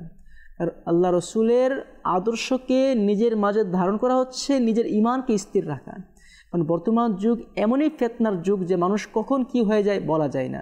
এ বলছে ভাই আমার দিকে আসো আমি হক, ও বলছে আমার দিকে আসো আমি হক, আমি সত্য ওটা মিথ্যা, এটা বেদাত, এটা শিরক, এই সেই দুনিয়ার ঝামেলা আছে বর্তমান যুগের মধ্যে। যদি আমরা এত ঝামেলার মধ্যে না যাই, বাস রাসূলের সুন্নাত কি বলেছেন আমরা ইতিপূর্বে শুনেছি। রাসূলের সুন্নাতের মধ্যে খাবারের কিছু আদব বর্ণনা করা হয়েছে যে খাবার কি কি করতে হবে। বাস প্রতিটি ক্ষেত্রে, শুধু খাবার নয়, আমাদের দৈনন্দিন জীবনে যা কিছু আছে প্রত্যেকটি বিষয়ে আমরা রাসূলকে অনুসরণ করি। যদি আমরা রাসূলকে অনুসরণ করতে পারি, দেখা যাচ্ছে এই যে যত ঝামেলা আছে, যত বিপদ আছে, ফিতনা আছে, সকল বিপদ আমাদের থেকে দূর হয়ে যাবে। তো হাদিসে পাকের ভাষা অনুযায়ী আমরা আল্লাহ রাসূলের জীবনকে অনুসরণ করব। আর হাদিসে পাক আমরা শুনেছি যে সাহাবায়ে কেরাম আলাইহিম রিদওয়ান কিভাবে আল্লাহ রাসূলকে ভালোবাসতেন। শুধু ভালোবাসতেন না, বরঞ্চ ভালোবাসার বহিঃপ্রকাশ ঘটিয়েছেন। সাহাবায়ে কেরাম আল্লাহ রাসূলকে ভালোবাসতেন, সে ভালোবাসার বহিঃপ্রকাশও ঘটিয়েছেন। যা আপনি একটু উদাহরণ দিয়েছেন যে আলী রাদিয়াল্লাহু তাআলা এমন ঘটনা ঘটিয়েছে। হযরত উসমান রাদিয়াল্লাহু তাআলার ব্যাপারে এসেছে, তিনি একবার উযু করলেন, উযু করলে একবার হাসি দিলেন। জিজ্ঞাসা করা হলো কেন হাসি দিলেন? আল্লাহ রাসূল এখানে উযু করেছেন, হাসি দিয়েছেন, আমি এজন্য হেসেছি, কোন কারণ ছাড়াই। আর আশিক তো সেই হয় যে কোনো কারণ ছাড়া রাসূলকে অনুসরণ করে। রাসূল যেটা করেছে সেটা নিজের মধ্যে ধারণ করে, বাস কে খুশি হলো, কে নারাজ হলো, সামাজিকতা বজায় হলো বা পরিবেশ নষ্ট হলো, এগুলো কি আর করবো। বাস আল্লাহ রাসূল করেছেন আমি করব, আল্লাহ রাসূল আদায় করেছেন আমি আদায় করব, আল্লাহ রাসূল হুকুম দিয়েছেন আমি সেটা পালন করব। কে কি বললো না বললো সেটা পরোয়া করার কোনো দরকার নেই। কিছু একটা বিষয় তো সকল ফকিগণ, সকল মুস্তাহিদগণ ঐক্যমত আছে একটা বিষয়, আর সে বিষয়টা হলো আল্লাহ রসুলের সুন্নতে মোবারাকার একটা যে কোনো একটা সুন্নতের কথা কিতাবের মধ্যে এসেছে, উম্মত হয় সেটাকে অস্বীকার করা যাবে না। আপনি আজকাল এই ফিতনাটাও একটু বেশি ছড়িয়ে পড়ছে সমাজের মধ্যে যে এটা সুন্নাত, তো কোন কিতাবে আসছে, তো কে বয়ান করছে, কিভাবে বয়ান করছে। ওলামা একরাম বলেন আপনি এই দোষ এটা খুঁজতেছেন যে এটার উপর আমল করব কি করব না, এটা সাবিত কে করছে, কোন জায়গা থেকে আসছে, কে বর্ণনা করছে, এইটা খুঁজতে গিয়ে আপনি সুন্নাতকে অস্বীকার করলেন, সুন্নাতকে ছেড়ে দিলেন। যদি এটা আল্লাহ রসুলের সুন্নতে মোবারাকা হয় তবে আপনি তো কিয়ামতের ময়দানে ফেসে যাবেন, আল্লাহ রসুলকে আপনি অস্বীকার করেছেন। তো ওলামা একরাম বলেন আল্লাহ রসুলের সুন্নতে মোবারাকা যেটাই আসুক না কেন, যেটাই পান না কেন, যেটাই আপনার সামনে পড়ুক না কেন, সেটার উপরে আমল করেন, আর এটা নিয়ে ফিতনা না করা। আরেকটা বিষয় কামরুজ্জামান ভাই এখানে আরেকটা বিষয় ক্লিয়ার এখানে, যে যারা দেশের মধ্যে বা এই কথাগুলো ছড়ায়, শুধু মিলাদুন্নবী করে, সিরাতুন্নবী করে না। আল্লাহ তাআলার দয়া দাওয়াত ইসলামী এটা মানুষকে শিক্ষা দেয়, যেমনিভাবে রবিউল আউয়ালে দাওয়াত ইসলামী মিলাদুন্নবী পালন করে, তেমনিভাবে এই যে আজকে সুন্নাত নিয়ে আলোচনা, এটাই তো সিরাতুন্নবী, তাই না? মিলাদুন নবী হতে সিরাতুন নবী এবং মিলাদুন নবীর মাসে সিরাতুন নবীর আলোচনাও আমরা করছি। অর্থাৎ এটা বলার কোনো অপশনই নেই দাওয়াত ইসলামীর কাছে যে তারা শুধু মিলাদুন নবী করে সিরাতুন নবী করে না। আল্লাহ তাআলার দয়ায় এমন জমানায় এমন সংগঠন পেয়েছি যেখানে মিলাদুন নবী আলোচনা করা শিখিয়েছে আমাদেরকে, তেমনিভাবে সিরাতুন নবীর আলোচনা করা আমাদেরকে শিখিয়েছে। এখন যে আলোচনা চলছে এটা তো সিরাতুন নবী আমার নবীর সুন্নাতে মোবারকা নিয়ে আমরা কথা বলছি, কিন্তু এই যে একটা প্রবলেম সমাজের মধ্যে আছে কি এই সুন্নাতটা কোত্থেকে আসছে, কিভাবে আসছে, কে আনছে, কে বর্ণনা করছে, এই যে বিষয়গুলো আছে, তো এগুলো নিয়ে আমরা যেন মাথা না ঘামাই। সাহাবা একরাম থেকে, আউলিয়া একরাম থেকে বিভিন্ন কিতাবের মধ্যে যেহেতু সুন্নাতের কথা আসছে, সুন্নাতকে যেন আমরা আঁকড়ে ধরি। দেখুন, এমন যুগ অতিবাহিত হয়েছে, মানুষের মধ্যে এত ফিতনা ছিল না। যারা মাদ্রাসায় পড়াশোনা করেছেন বা বিভিন্ন পুরাতন কিতাব অধ্যয়ন করেছেন তারা একটা বিষয়টা বুঝবে যে দেখুন, বিভিন্ন কিতাবের মধ্যে, ফিকহ কিতাবের মধ্যে দেওয়া আছে। আমি এখন একটা হাদিস পাক বলছি, ক্বালা রাসূলুল্লাহ সাল্লাল্লাহু আলাইহি ওয়াসাল্লাম, রাসূল করিম সাল্লাল্লাহু আলাইহি ওয়াসাল্লাম ইরশাদ করেছেন। আমি এই বর্ণনা এখানে করেছি, হাদিসে পাকে এসেছে। তো ফিকহ কিতাবের মধ্যে এমন কিতাব আছে বাস ক্বালা দিয়ে রেখেছে। ক্বালা দ্বারা উদ্দেশ্য কি? রাসূল বলেছেন। তো পরবর্তী উলামায়ে কেরাম ব্র্যাকেটে সাল্লাল্লাহু আলাইহি ওয়াসাল্লাম বা আলাইহিস সালাম বলেছেন। কেন? এই ক্বালা দ্বারা উদ্দেশ্য রাসূলের হাদিস যেন বুঝতে পারে। ক্বালা, তো ক্বালা আলাইহিস সালাতু ওয়াসাল্লাম, তো মাঝখানে ব্র্যাকেট দিয়ে সহজ করে দিয়েছেন যেন বুঝতে পারে এই কথাটা রাসূলের। দেখুন, খেয়াল করুন, এখানে ক্বালা আলাইহিস সালাম এভাবে এসেছে, তো লোকেরা সেটা মান্য করত যে রাসূল বলেছে, বাস আর কোনো কথা নেই। তারপর এসেছে ক্বালা রাসূল সাল্লাল্লাহু আলাইহি ওয়াসাল্লাম, রাসূল ইরশাদ করেছেন, সবাই মেনে নিত, কোনো সমস্যা নেই। তারপর এসেছে ক্বালা রাসূল সাল্লাল্লাহু আলাইহি ওয়াসাল্লাম ফিল বুখারী, রাওয়াহুল বুখারী, রাওয়াহুল মুসলিম, শুধু কিতাবের নাম বললেই তো বাস হয়ে গেছে। আবার যুগে এসেছে যে অমুক কিতাবের অতখণ্ডে এসেছে, বাস শেষ। কিন্তু বর্তমান যুগের মধ্যে অমুক কিতাবের অমুক হাদিসে পাক অমুক খণ্ডের অমুক পৃষ্ঠায় অমুক সাহাবী অমুক রাবী বর্ণনা করেছে, এত ডিটেলস বলা সত্য বলা হচ্ছে এটা হাদিস মিথ্যা। কি করবেন আপনি? আল্লাহ তাআলার পানা। অথচ এমন যুগ অতিবাহিত হয়েছে, রাসূল বলেছে আর কোনো রেফারেন্স নেই, সবাই মান্য করে নিয়েছে, মেনে নিয়েছে, বাস রাসূল বলেছে এটা সত্য। এখন আর ভালোবাসা রাসূলের জবানের প্রতি ছিল, তাই না? আর কোনো প্রশ্নই নেই। তো পরের যুগে এসেছে উলামায়ে কেরাম কিতাবের নাম বলে দিত, অমুক কিতাবে এসেছে, মানুষ মেনে নিত। কিন্তু বর্তমান যুগে কিতাবের নাম হাওয়ালা শত রেফারেন্স দেওয়া আছে, তারপরে বলে এটা মানতে কষ্ট, সমস্যা আছে। আসলে ওই একজন আলিম সাহেব এভাবে বলছিলেন যে মানুষ আল্লাহ রাসূল সাল্লাল্লাহু আলাইহি সাল্লামের সুন্নাতকে ছাড়তে এমন অবস্থায় পৌঁছে গেছে, শুধু ফরজটুকু নিয়ে চিন্তা ভাবনায় আছে। এমন একটা দিন আসবে, আল্লাহ না করুক, ওই ফরজটাও যদি হাতছাড়া হয়ে যায় তখন তো সবই গেল, তাই না? বর্তমান তো ওয়াজিবকে কেটে দেওয়া হচ্ছে। হ্যাঁ, ওয়াজিবকে না বলা হচ্ছে, 3 রাকাত বলা হচ্ছে 1 রাকাত। আল্লাহ তাআলার পান। আমাদের সাথে দর্শকের কিছু কল আছে, কয়েকটা কল শুনবো, এরপরে ফজলুর রাব্বি ভাইয়ের কাছেও আসবে, আলোচনা শুনবেন ইনশাআল্লাহ তাআলা। জি, কল শুনিয়ে দিন। আমার নাম রাকিবুল হাসান।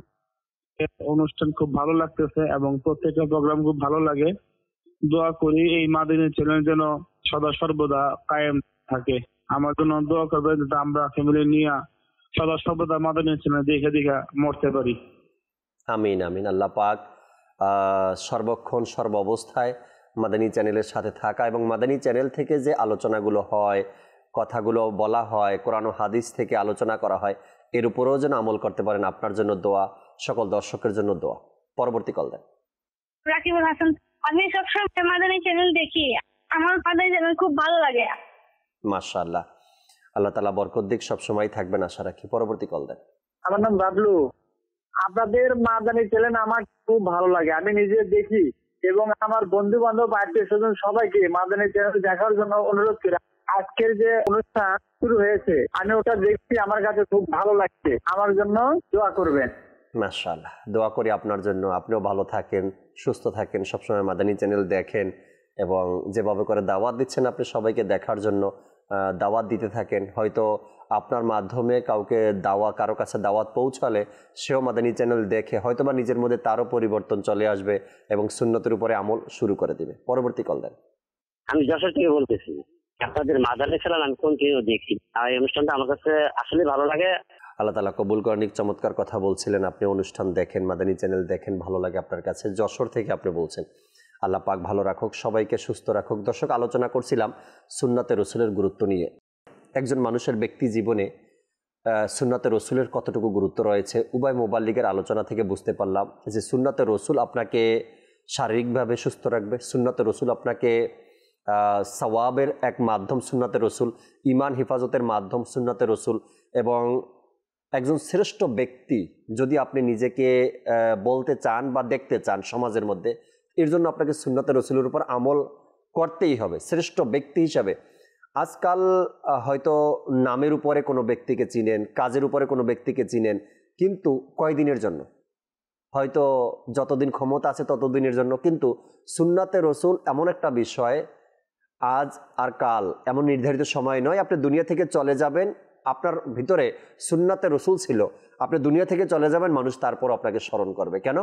আপনার মধ্যে ছিল সুন্নাতে রসুল। এই জন্য সুন্নাতে রসুল ব্যক্তি জীবনটাকে উন্নতি করার জন্য, ব্যক্তি জীবনটাকে আরও সুন্দর করার জন্য, ব্যক্তি জীবনটাকে মানসম্মত করার জন্য আপনাকে যেটা সর্বপ্রথম বেছে নিতে হবে সেটা হলো সুন্নাতে রসুল। এছাড়া কোনো উপায় নেই।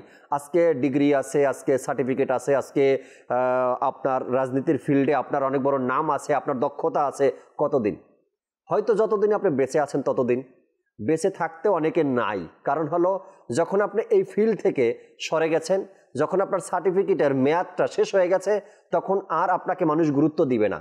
আর যখন আপনি সুন্নাতের রসুলের উপর আমল করবেন, তখন দুনিয়া থেকে চলে যাওয়ার পরেও মানুষ আপনাকে সম্মান করবে, আপনার নামকে, আপনার কামকে মানুষ সম্মান করবে, কারণ আপনি সুন্নাতের রসুলের উপরে আমলদার ছিলেন।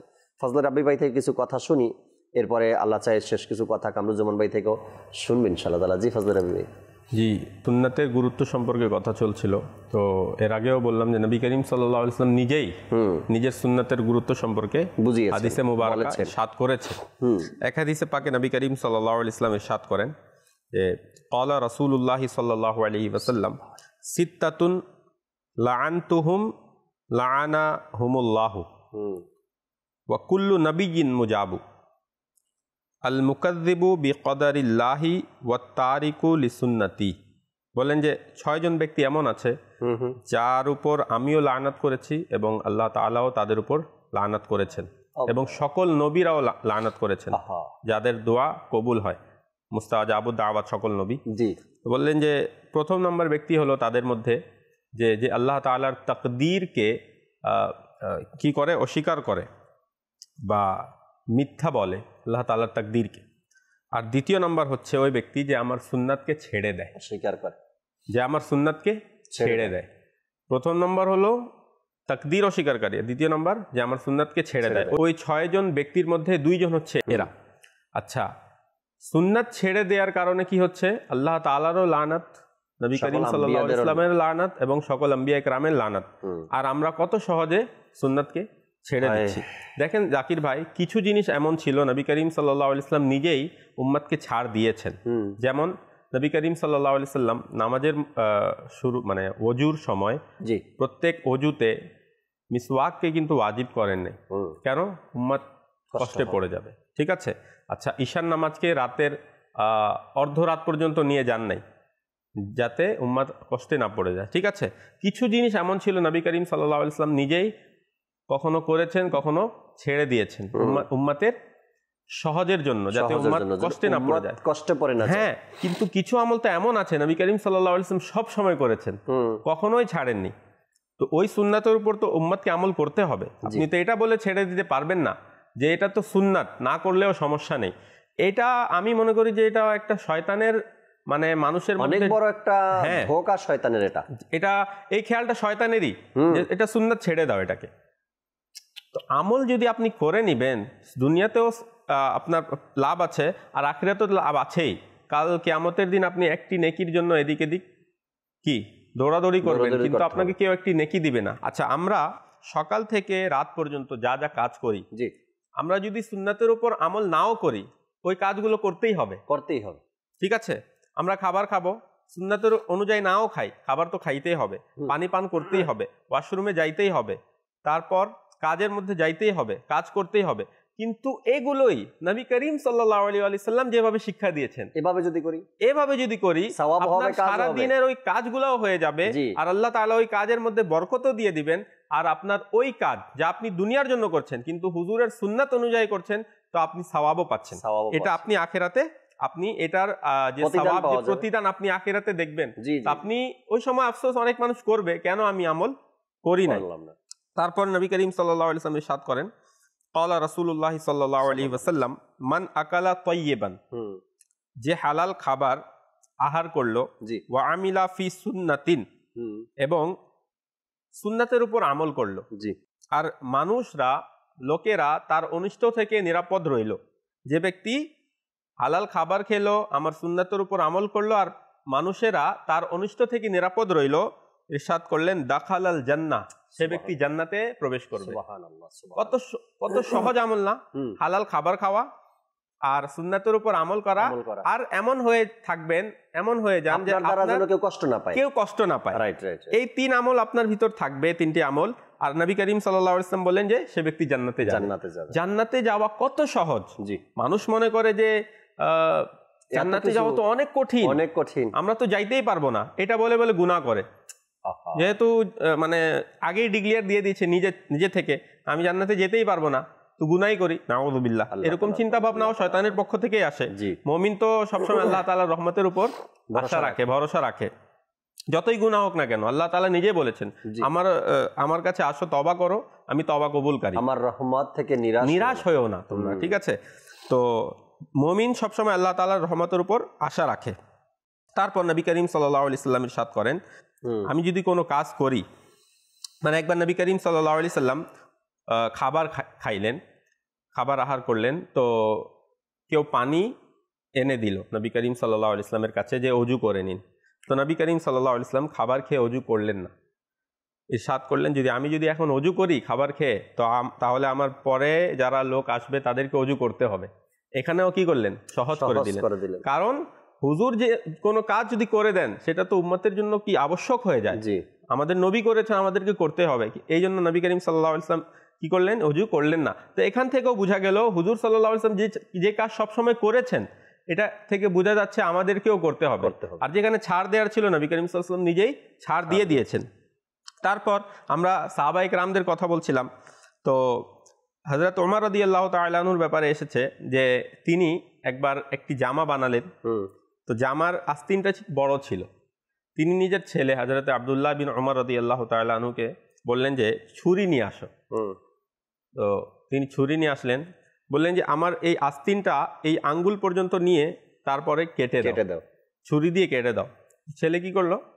কেটে দিল ছুরি দিয়ে। তো ছুরি দিয়ে যদি আমরা কাপড় কাটি তাহলে কিন্তু সোজা কাটবে না, সেটা কিন্তু হয় না, হ্যাঁ সেটা তেরাবেকা হয়ে যাবে, আর সেটা থেকে সুতাও বের হবে। কিন্তু আমরা যদি কেচি দিয়ে কাটি তাহলে সমানভাবে হবে। তো হযরত আব্দুল্লাহ বিন ওমর রাদিয়াল্লাহু তাআলা আনহু বললেন যে বাবা, আপনি তো কেচি দিয়েও কাটতে পারতেন। তখন তিনি ইরশাদ করলেন যে কাটতে তো পারতাম, কিন্তু আমি নবী করিম সাল্লাল্লাহু আলাইহি ওয়াসাল্লামকে ছুরি দিয়ে কাটতে দেখেছি, সুবহানাল্লাহ, সেজন্য আমি ছুরি দিয়ে কাটছি, সুবহানাল্লাহ। আচ্ছা, হযরত আবু বকর রাদিয়াল্লাহু আনহু তিনি বলেন যে আমি এমন কোনো কাজ ছেড়ে দিতে চাই না যেই কাজ নবী করিম সাল্লাল্লাহু আলাইহি সাল্লাম করতেন। কেননা আমি যদি এই কাজ না করি তো আমি ভয় করি যে এই কাজটা ছাড়ার কারণে আমি গুমরা না হয়ে যাই, আমি পথভ্রষ্ট না হয়ে যাই। এমন ভয় পেতেন সাহাবায়ে কেরামগণ যে এটা নবী করিম সাল্লাল্লাহু আলাইহি সাল্লামকে আমরা করতে দেখেছি, নবী করিম সাল্লাল্লাহু আলাইহি সাল্লাম সেটা সবসময় করেছেন, আর আমরা যদি সেটা না করি তাহলে আমি ভয় করি যে আমি না জানি পথভ্রষ্ট না হয়ে যাই। তো মানে সাহাবায়ে কেরামগণের ভিতরে যদি আপনি দেখবেন, তো তারা নবী করিম সাল্লাল্লাহু আলাইহি সাল্লামের প্রত্যেকটি সুন্নাতের উপর আমল করতেন, প্রত্যেকটি সুন্নাতের উপর। একবার হযরত ওমর রাদিয়াল্লাহু তাআলা আনহুকে কেউ দেখলো নামাজ পড়তে, তো জিজ্ঞাসা করলো যে আপনি এই জায়গায় এসে নামাজ পড়লেন? তো তিনি বললেন যে আমি নবী করিম সাল্লাল্লাহু আলাইহি সাল্লামকেও দেখেছিলাম এই জায়গায় এসে নামাজ পড়তে, তা আমিও পড়েছি। দেখেন তারা আমল করতেন, তাদের ভিতর থেকে এই আমলের যে ভালোবাসা, উৎসাহ তাবেঈনদের ভিতরে এসেছে, তারা আমল করতেন আউলিয়া ইকরামের ভিতরে। তো এইভাবেই তো চলে আসছিল 1400 বছর ধরে, ঠিক আছে না? আর আজও যারা আউলিয়া ইকরামকে ফলো করে, আউলিয়া ইকরামকে মানে, তারা ঠিকই সুন্নাতের সুন্নাতকে অনুসরণ করছে এবং খুঁজতেছে কোন কোন সুন্নাতগুলো সমাজ থেকে চলে গেছে, ওই সুন্নাতকে খুঁজে খুঁজে আঁকড়ে ধরা এবং ওই হাদিসকে আমল করার ব্যাপারে এখনো তারা সতর্ক রয়েছেন, তাই না? একজন ওলির ব্যাপারে, একজন আল্লাহ তাআলার নেক বান্দার ব্যাপারে এসেছে, তিনি ইন্তেকালের সময় কান্না করতেছিলেন। তো তার আশেপাশে যারা ছিল তারা জিজ্ঞাসা করলো, হুজুর আপনি কোন কারণে কান্না করছেন? এখন তো আপনার বিদায়ের মুহূর্ত, আপনার চেহারা নুরানি বা নুরানিত্ব বাড়ছে আপনার চেহারায়, এবং আপনি ছিলেন আমলদার, আল্লাহ তাআলার নেককার বান্দা ছিলেন, দোয়া করতেন তো কবুল হতো, তো আপনি এই মুহূর্তে কেন কান্না করছেন? যেতে মন চাচ্ছে না দুনিয়া থেকে? তো তিনি উত্তর দিলেন, না, দুনিয়াতে থাকতে আর ইচ্ছা নেই আমার, যেহেতু একটা নির্ধারিত সময় নিয়েই আল্লাহ তাআলা আমাকে দুনিয়াতে পাঠিয়েছেন আর আমাকে যেতেও হবে। একটা সুন্নাত আমার বাকি রয়ে গেছে যেটার উপর আমি আমল করতে পারিনি। তো পাশে যারা ছিলেন এরা বলেন, হুজুর এমন কোন সুন্নাত আপনার থেকে বাকি রয়ে গেছে যার উপর আপনার আমল হয়নি, আর কেন করেননি আপনি আমলটা? তিনি বললেন, এই সুন্নাতের উপর আমল করার জন্য আরো বয়সের দরকার ছিল। নবী করিম সাল্লাল্লাহু আলাইহি সাল্লাম কোলে নাতিকে নিয়েছেন, নিজের নাতিকে কোলে নিয়েছেন, কিন্তু আমার ওই সময়টা আসেনি এখনো যে আমার সন্তানের ঘরে সন্তান হবে, আমার নাতি হবে, তাকে আমি কোলে নিব, ওই দিনটা আমার এখন পর্যন্ত আসেনি। আর এর আগে আমাকে দুনিয়া থেকে বিদায় নিতে হচ্ছে। নাতি কোলে নেওয়া সুন্নাতে রসুল, এটার উপর আমার এখন পর্যন্ত আমল হলো না। তার মানে আল্লাহওয়ালা ব্যক্তিরা কোন কোন দিকগুলোকে অনুকরণ করতেন, আর অন্তরের মধ্যে কেমন আফসোস তাদের মধ্যে থেকে যেত, একটা সুন্নাতের উপর আমল করতে পারলাম না, সেটা কি আল্লাহ রসুল নাতিকে কোলে নিয়েছেন, আমি এখন পর্যন্ত নাতিকে কোলে নিতে পারলাম না। তারপরে দেখেন হযরত উমর রাদিয়াল্লাহু তাআলা আনহুর ব্যাপারেই, তার যে মেয়ে হযরত হাফসা রাদিয়াল্লাহু আনহা, তিনি তার বাবাকে দেখলেন হযরত উমর রাদিয়াল্লাহু আনহুকে যে অনেক নর্মাল একটা কাপড় পরে আছেন, তো তিনি তো আমিরুল মুমিনিন। তো মেয়ে বললেন যে বাবা, আপনি এমন নর্মাল কাপড় কেন পরেন? আপনি তো আল্লাহ তাআলা তো আপনাকে অনেক দিয়েছে, আপনি ভালো কাপড়ও পরতে পারেন, আর আপনি এমন সাধারণ খাবার কেন খান যা আপনার উপযুক্ত না? আপনি চাইলে আরো শাহী খাবার খেতে পারেন, আল্লাহ এমন তৌফিক দিয়েছেন, ঠিক আছে না, কিন্তু কেন খান না?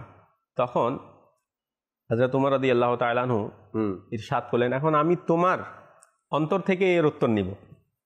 তুমি কি দেখো নাই নবী করিম সাল্লাল্লাহু আলাইহি সাল্লাম কিভাবে জীবনযাপন করেছেন? 2 মাস নবী করিম সাল্লাল্লাহু আলাইহি সাল্লামের ঘরে চুলা জ্বলতো না। নবী করিম সাল্লাল্লাহু আলাইহি সাল্লাম খেজুর, পানি এগুলা খেয়ে জীবনযাপন করতেন। তুমি কি দেখোনি? তুমি কি নবী করিম সাল্লাল্লাহু আলাইহি সাল্লামকে এর কাপড় দেখোনি? কারণ হযরত হাফসা রাদিয়াল্লাহু তাআলা আনহা নবী করিম সাল্লাল্লাহু আলাইহি সাল্লামের স্ত্রী ছিলেন, আর হযরত উমর রাদিয়াল্লাহু তাআলা আনহুর মেয়ে ছিলেন। তো তাকেই বললেন, তুমি কি দেখোনি? তো আর তুমি কি হযরত আবু বকর রাদিয়াল্লাহু আনহুকে দেখোনি, যিনি ইসলামের প্রথম খলিফা ছিলেন? কিভাবে তিনি অতিবাহিত করেছেন ইসলাম গ্রহণ করার পরে? প্রথমত নবী করিম সাল্লাল্লাহু আলাইহি সাল্লাম কিভাবে করেছেন তুমি দেখেছো। তারপর প্রথম খলিফা হযরত আবু বকর রাদিয়াল্লাহু আনহু, তিনি কিভাবে জীবনযাপন করেছেন এটাও তুমি দেখেছো। তো আমিও তাদের মতোই জীবনযাপন করতে চাই, যাতে তাদের মতো জীবন পেতে পারি আখিরাতে। তাদের যেমন জীবন, তাদের যেমন জীবন তারা পেয়েছে, আমিও তাদের সাথেই মিলতে চাই। তো তাদের থেকে আলাদা হয়ে বা তাদের থেকে ভিন্ন আমল করে কিভাবে মিলবো? তাদের থেকে মিলতে হলে তো তাদের মতো আমল করতে হবে, আমল আমাকে করতে হবে। আরেক সাহাবীর ব্যাপারে এমন ঘটনা আছে, তার মেয়ে তাকে জিজ্ঞাসা করলো যে বাবা, আপনি এভাবে নিজের জীবনকে অতিবাহিত কেন করছেন? তো ওই সাহাবী উত্তর দিলেন যে, দেখোনি আল্লাহ রসুল সিদ্দিক আকবরকে কি সুসংবাদ দিয়েছে, দেখোনি তুমি ফারুক আজমকে আল্লাহ রসুল কি সুসংবাদ দিয়েছে, আমিও চাই এই পথে চলে আল্লাহ রসুলের সাথে জান্নাতে থাকতে। তাদের চিন্তা দেখেন, তারা চেয়েছো এটা আর পেয়েছো নবী করিম সাল্লাল্লাহু আলাইহি ওয়াসাল্লামের কাছেই তাদের মাজার, হযরত আবু বকর সিদ্দিক, হযরত ওমর ফারুক, কি মাকাম যে কিয়ামতের দিনও নবী করিম সাল্লাল্লাহু আলাইহি ওয়াসাল্লাম যখন আসবেন, এক হাতে হযরত আবু বকরের হাত থাকবে আর এক হাতে হযরত ওমর রাদিয়াল্লাহু আনহুর হাত থাকবে। সুবহানাল্লাহ, তারা কেমন শান পেয়েছেন একমাত্র নবী করিম সাল্লাল্লাহু আলাইহি ওয়াসাল্লামকে অনুসরণ করার কারণেই। মুফতি আহমদ ইয়ার খান রাহমাতুল্লাহি তাআলা আলাইহি অনেক সুন্দর কথা বলেন। তিনি বলেন যে আল্লাহ তাআলা যে কোরআনে ইরশাদ করেছেন না, লাকাদ কানা লাকুম ফি রাসূলিল্লাহি উসওয়াতুন হাসানাহ, তোমাদের জন্য নবী করিম সাল্লাল্লাহু আলাইহি সাল্লামের জীবনীতে বা নবী করিম সাল্লাল্লাহু আলাইহি সাল্লামের সুন্নাতের মধ্যে উত্তম আদর্শ রয়েছে তোমাদের জন্য। এখানে হযরত মুফতি আহমদ ইয়ার খান রাহমাতুল্লাহি আলাইহি বলেন যে যদি কোনো ব্যক্তি গরিব আছে তাহলে সে এটা দেখতে পারবে যে নবী করিম সাল্লাল্লাহু আলাইহি সাল্লামের জীবনী ঘরেও অতিবাহিত হয়, হ্যাঁ 2 মাস চুলা না মানে জ্বলেনি, তারপরেও নবী করিম সাল্লাল্লাহু আলাইহি সাল্লাম খেজুর এবং পানি খেয়ে মানে জীবনযাপন করেননি, কোনো অভিযোগ করেননি।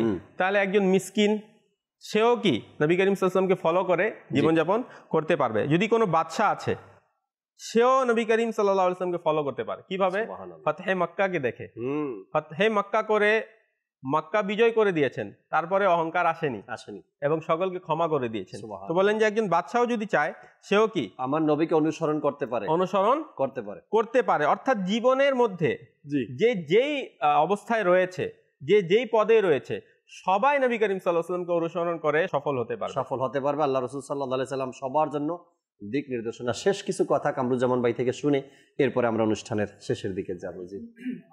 সুন্নতি ওয়া খুলাফায়ে রাশিদিন, যে তোমাদের উপর আমার সুন্নত এবং খুলাফায়ে রাশিদিনের সুন্নত অপরিহার্য। তো যেটা আপনিও ইরশাদ করেছেন যে সিদ্দিক আকবর কীভাবে করেছে, হযরতে উমর কীভাবে করেছে। তো আসলে আল্লাহ রাসূল সাল্লাল্লাহু আলাইহি সাল্লাম আমল করেছেন, প্র্যাকটিক্যাল দেখিয়েছেন, সাহাবায়ে কেরাম স্বচক্ষে অবলোকন করেছেন, অবলোকন করে সেটা নিজের মধ্যে লালন করেছেন, আমল করেছেন। তো আমাদের জন্য সুন্নত কি? দেখুন, সুন্নত এক তো রসুলের আদর্শ এবং সাহাবীদের আদর্শ। রাসূলের আদর্শ আমাদের জন্য অপরিহার্য, সাহাবীদের খুলাফায়ে রাশিদিনের আদর্শ আমাদের জন্য অপরিহার্য। কেন? আল্লাহ রাসূল আমল করেছেন, সাহাবীরা দেখেছেন, খুলাফায়ে রাশিদিন দেখেছেন। আর খুলাফায়ে রাশিদিন সাহাবীদের চেয়ে অন্যতম, সাহাবীদের মধ্যে অন্যতম স্তর যাদের, তারা হচ্ছে খুলাফায়ে রাশিদিন। আর খুলাফায়ে রাশিদিন তারা রাসূলের অতি নিকটে ছিল। হযরত উমর, উসমান, আলী, আবু বকর, তারা কি রাদিয়াল্লাহু তাআলা আনহুম, তারা রাসূলের অতি নিকটে ছিল। এজন্য তাদের অনুসরণ করা আমাদের জন্য অপরিহার্য। সাহাবীদের মধ্যে এদের মর্যাদা সর্বোত্তম। তো আল্লাহ রাসূলের আদর্শ আমাদের মাঝে ধারণ করতে হবে, পাশাপাশি সাহাবায়ে কেরাম আলাইহিম রিদওয়ানের আদর্শ আমাদের আল্লাহ রাসূলের ঘোষণাও তো আছে, তোমরা যাকে অনুসরণ করো, আমার সাহাবীর মধ্যে যাকে অনুসরণ করো তোমরা হেদায়েতের পথ তোমরা পেয়ে যাবে। এজন্য রাসূলের আদর্শ দেখা যাচ্ছে কিছু বিষয় আছে এগুলো আমরা সরাসরি হাদিসে পাবো না বা কোরআনে পাকে পাবো না, রাসূলের আমলে আমরা প্রমাণ পাবো না। একবার আল্লাহ রাসূল কোনো সাহাবীকে কোথাও পাঠালেন, বললেন তুমি সেখানে যাও, শাসক নির্বাচিত হও, সেখানে তুমি ফায়সালা করবে। তো ওই সাহাবীকে বলা হলো যে তুমি যদি প্রথম কোরআন থেকে সেটা প্রমাণিত করবে বা কোরআন অনুযায়ী বিচার করবে, ফায়সালা করবে। তো বলা হলো যদি তুমি সেটা কোরআনে পাকে না পাও তাহলে তুমি কি করবে? ইয়া রাসূলুল্লাহ, আমি আপনার সুন্নতের মধ্যে কি আছে? বলা হলো এই কাজটা কিভাবে করতেন? জি, যদি বলা হলো যদি সুন্নতকে না পাও তখন কি করবে? বলে তখন সাহাবায়ে কেরাম সাথে পরামর্শ করব, তারা কি করেছে সেটা করব। যদি সেটাও না পাও বলে আমি কিয়াস করব। তো আল্লাহ রাসূল তখন শুকরিয়া আদায় করলেন যে আল্লাহ পাক আমার উম্মতের মধ্যে এই জ্ঞান দান করেছেন, অনুধাবন করার জ্ঞান দান করেছেন। তো সাহাবায়ে কেরাম আলাইহিম রিদওয়ান তারা কিয়াস করতেন, ওই কিয়াসটা আমাদের জন্য দলিল, অনুসরণীয়। শরীয়তের দলিল হচ্ছে 4টি: কোরআন, হাদিস, ইজমা, কিয়াস। তো সাহাবায়ে কেরাম ইজমা এবং সাহাবায়ে কেরামের কিয়াসও আমাদের জন্য দলিল, আমাদের জন্য। কারণ তারা আল্লাহ রাসূল সাল্লাল্লাহু আলাইহি সাল্লামকে সশরীরে এই কাজগুলো করতে দেখেছেন, ওটা থেকে তারা যে আইডিয়াটা নিয়েছেন ওই আইডিয়াটা তো আমাদের জন্য অনেক বড় দলিল, তাই না? এক কথায় দেখবেন যারা সুন্নত পালন করে তারা একটু তৃপ্তি পায়। আর কোরআন পাকে এসেছে আলা বিযিকরিল্লাহি তাতমাইন্নুল কুলুব, আল্লাহ পাকের জিকিরের মধ্যে প্রশান্তি রয়েছে। দেখবেন যারা স্বাভাবিক পর্যায়ে, আপনি তো ফলো করবেন, আল্লাহ রাসূল এই কাজটি করেছেন। উদাহরণস্বরূপ আল্লাহ রাসূল শিশুদেরকে হাদিয়া দিতেন, তাদেরকে মন খুশি করতেন। তা আপনি যদি এই নিয়ত করেন যে আল্লাহ রাসূল তো শিশুদের মন খুশি করতেন, তাদেরকে উপহার দিতেন, এই নিয়তে যদি আপনি তাকে কিছু টাকা দেন বা কোনো একটু উপহার দেন, তাদের মনটা খুশি করেন, দেখবেন আপনার ভেতরে অটোমেটিক একটি প্রশান্তি আসবে। আরে আমার রাসূল এটি করেছে, আমি করেছি, আল্লাহ পাক আমাকে এই তৌফিক দিয়েছে, হোক সামান্য, আমি এই হাদিসের উপরে, এই সুন্নতের উপর আমল করেছি, অটোমেটিকলি ভাবে নিজের মধ্যে একটি প্রশান্তি চলে আসে। আরে আত্মার প্রশান্তি হচ্ছে রাসূলের সুন্নত। সুবহানাল্লাহ, রাসূলের সুন্নতকে আমরা লালন করতে পারি, দুনিয়া আখিরাতে উভয় জগতে কামিয়াবি হতে পারবো। আল্লাহ রাসূলের মকবুল সাল্লাল্লাহু তাআলা আলাইহি ওয়াসাল্লামের সুন্নাতে মোবারকা আপনি পারিবারিক জীবনে অ্যাপ্লাই করে দেখেন, যত অশান্তি আছে ঘরের মধ্যে যদি দূর না হয় তখন আপনি বলবেন যে না, আমার এই অশান্তি দূর হয়নি। আল্লাহ রসুলের সুন্নতে মোবারকা পারিবারিক জীবনে আপনি অ্যাপ্লাই করে দেখেন, যা যা বলা হয়েছে, আল্লাহ রসুল ঘরের মধ্যে কিভাবে চলতেন, ঘরের বাসিন্দাদেরকে সালাম দেওয়া, বড়দেরকে ছোটদেরকে সবাইকে সম্মান দেওয়া, সব একে অপরের দুঃখ কষ্টকে শেয়ার করা, জানা, পরামর্শ করা, যতগুলো সুন্নতের কথা বলা হয়েছে, একসাথে খাবার খাওয়া, নিজের খাবারের অংশটুকু আরেকজনের প্লেটে তুলে দেওয়া, ঘরে আসার সময় সালাম করা, বের হওয়ার সময় সালাম করে যাওয়া, খালি ঘর থাকলে সেখানে কিভাবে বের হতে হবে, খালি ঘর থাকলে সেখানে কিভাবে প্রবেশ করতে হবে, আল্লাহ রসুল যেই যে দিক নির্দেশনা দিয়েছেন, যেভাবে পারিবারিক জীবনটা অতিবাহিত করেছেন আল্লাহ রসুল, সেভাবে সেই সুন্নাতগুলোকে আপনি আঁকড়ে ধরেন। যদি আপনার ঘর থেকে পেরেশানি দূর না হয়, আপনার ঘর থেকে এই ঝামেলাগুলো না যায়, তখন আপনি বলবেন। কেননা আমাদের সবচাইতে বড় ঝামেলা ঘরের মধ্যে অশান্তির কারণ হলো সুন্নাতে রসুল আমার পারিবারিক জীবনে নেই, আপনি পারিবারিক জীবনে সুন্নতে রসুলকে আঁকড়ে ধরেন, ঘরের মধ্যে সুন্নত নামাজগুলো আদায় করেন, ঘরের মধ্যে নফল নামাজগুলো আদায় করেন এবং সন্তানদেরকে ছেলেদেরকে হাতে ধরে মসজিদে নিয়ে যান, একসাথে খাবার খেতে বসেন, এরপরে আপনি জি করে কথা বলেন, এরপরে আপনার যে কাজগুলো করবেন ছোট বড় সবাইকে নিয়ে বসে পরামর্শ করেন, এই যে সুন্নতগুলো আছে এগুলোর উপর আমল করেন, আল্লাহ চাই ইনশাআল্লাহ তাআলা পারিবারিক জীবনটাও আপনার উন্নতি হবে, সুন্দর হবে। যত ধরনের ফিতনা আছে ঘরের মধ্যে এগুলো দূর হয়ে যাবে। পর্দার যে বিষয়গুলো আল্লাহ রসুল দিয়েছেন এগুলো মেনে চলার চেষ্টা করেন, নিজেও পর্দা করেন আর নিজের ঘরের পরিবার মহিলারা যারা আছে তাদেরকেও পর্দা করান। কারণ আপনি ঘরের মহিলাদেরকে পর্দা করতে বলবেন, আপনি পর্দা করবেন না, নিজের ঘরের বারান্দা থেকে আর এক ঘরের মধ্যে উকি মারবেন, এটা ঘরের মানুষ দেখবে, আর আপনি ঘরের মানুষকে বলবেন তোমরা পর্দা করো, এটা না। আপনি নিজেও পর্দা করেন, ঘরের মানুষকেও পর্দা করতে বলেন। আল্লাহ রসুল সাল্লাল্লাহু আলাইহি সাল্লামের এই সুন্নতে মোবারকা পারিবারিক জীবনে আপনি অ্যাপ্লাই করে দেখেন, আল্লাহ চাই ইনশাআল্লাহ তাআলা বরকতময় একটা জীবন পাবেন। জি, সুন্নাত সম্পর্কে জানে না তো আমল কিভাবে করবে, এটাও কথা। ঠিক আছে, তো সুন্নাত শিখতে হবে। দাওয়াত ইসলামীর মধ্যে অনেক কিতাব আছে, যেমন সুন্নাতের মধ্যে আপনার খাবারের সকল সুন্নাত পাবেন আপনি। জি জি। তারপরে আরো একটি কিতাব আছে 550টি সুন্নাত এবং আদব। আল্লাহু আকবার। তারপর 98টি সুন্নাত এবং আদব, 101টি 101 আছে, 163টি সুন্নাত আদব আছে। তো এগুলো আমরা যদি পড়ি, কিতাব মাকতাবাতুল মদিনা দিয়েছে, এরপর অপশন দিয়েছে কাফলায় সফর করা 3 দিন কাফলায় সফর করা নিঃসন্তানকে নিয়ে, এরপরে আপনার কোর্স রয়েছে 63 দিনের কোর্স করেন। অনেকগুলো মাধ্যম দাওয়াত ইসলামে আপনাকে আমাকে দিয়েছে। আল্লাহ তাআলা আমাদেরকে সুন্নাতে রসুলের উপরে আমল করার মতো মন মানসিকতা, জোশ ও জজবা আল্লাহ তাআলা দান করুক। আমিন বিজাহিন নবিল আমিন সাল্লাল্লাহু তাআলা আলাইহি ওয়াসাল্লাম। আগামী পর্বে দর্শক আবারও ইনশাআল্লাহ তাবারক ওয়া তাআলা নতুন কোনো বিষয় নিয়ে আলোচনা করার চেষ্টা করব। ততক্ষণ মাদানী চ্যানেলের সাথেই থাকুন। সাল্লু আলাল হাবিব সাল্লাল্লাহু তাআলা আলা মুহাম্মদ সাল্লাল্লাহু তাআলা আলাইহি ওয়াসাল্লাম। রহমত পূর্ণ হোক প্রভাত আমার, তাহাজ্জুদ আর ফজরের অভ্যাস আছে যার, রহমত পূর্ণ প্রভাত হয় তার।